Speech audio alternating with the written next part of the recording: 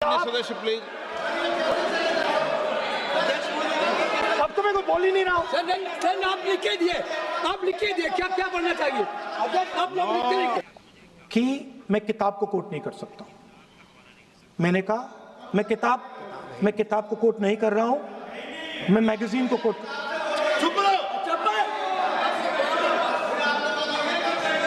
मैंने कहा कि मैं किताब को नहीं कोट कर रहा हूं, मैं अब मैगजीन को कोट कर रहा हूं। उसके बाद आपने कहा कि मैं मैगजीन को कोट नहीं कर सकता। उसके बाद मैंने कहा ठीक है, मैं चाइना और हिंदुस्तान के बीच में जो रिश्ता है, जो लड़ाई है, उसके बारे में कुछ बोलना चाहता हूं।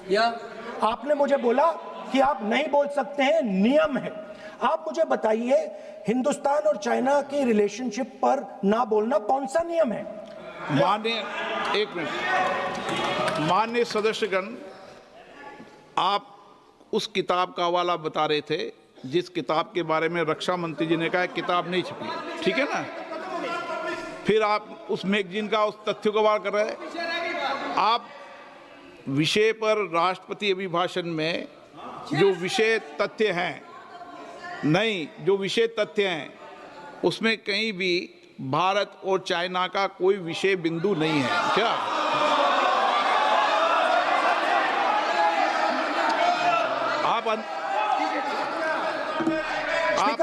आपसे ये अपेक्षा की जाती है कि हम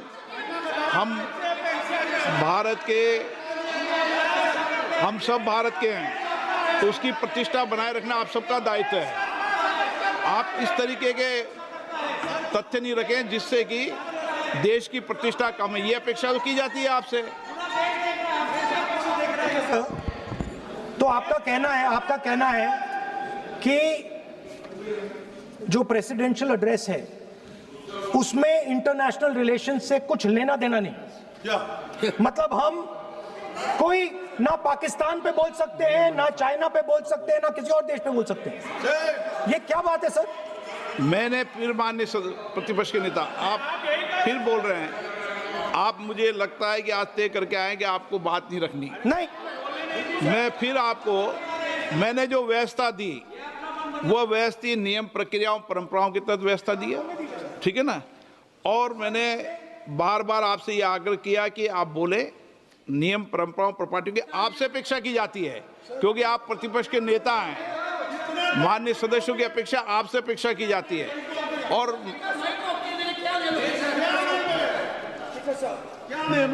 बात यह है कि